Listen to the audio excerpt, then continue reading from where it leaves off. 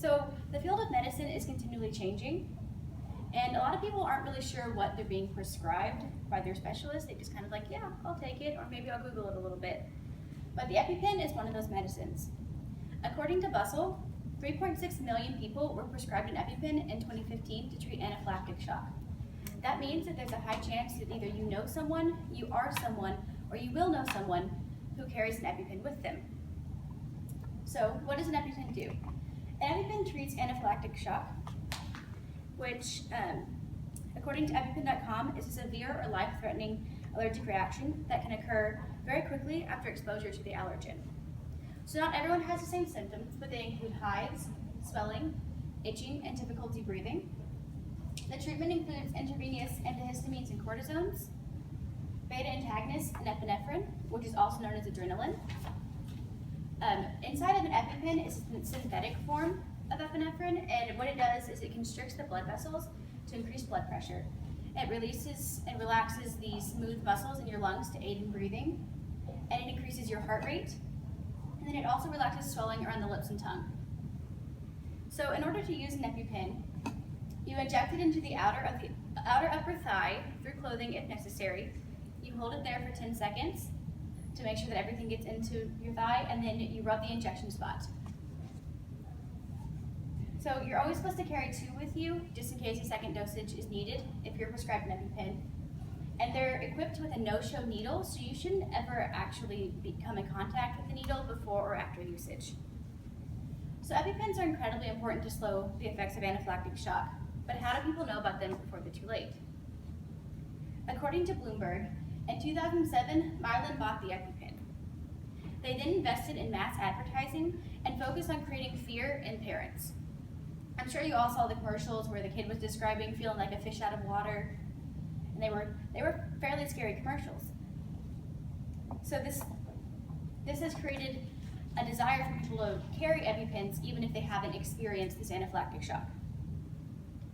But because of this, and the statistic of every 6 minutes someone goes to the hospital due to anaphylactic shock, Mylan has been able to increase the price of an EpiPen. In 2007, they cost about $57 for a set of 2, and in 2016, they were $688 for a set of 2. That is a 400% increase. Now, with insurance, you can get it down to about $415 if you're lucky. Nina Delvin, a Mylan spokesperson, says that the cost can be helped by the coupons they offer and normally can completely eliminate copays. But with them costing so much and them recommending that you keep 2 on you at all times, it's caused people to have difficulties and even become resourceful.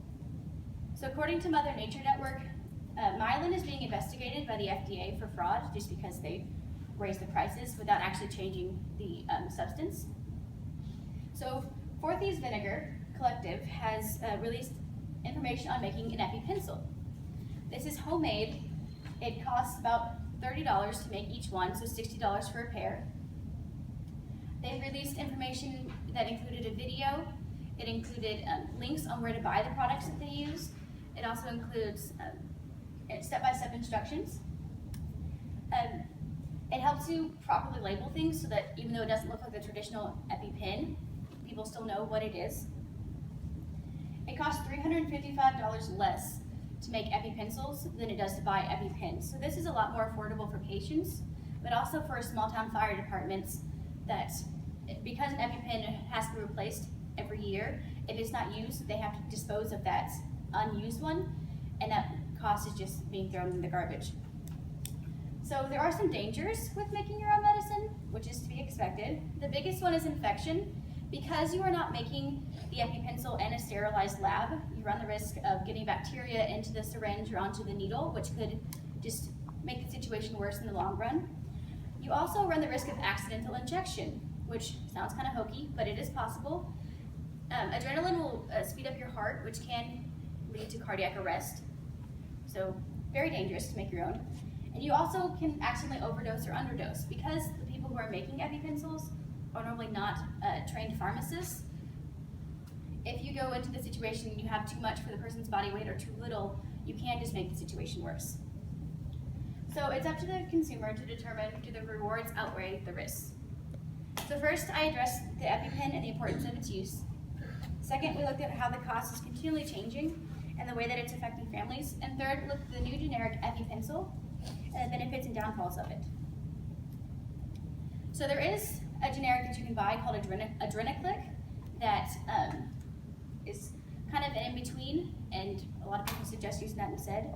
But because the EpiPen is so important to save lives, and the cost is so expensive, people are becoming creative. And because of their creativity, the face of medicine is continually changing. Here are my sources.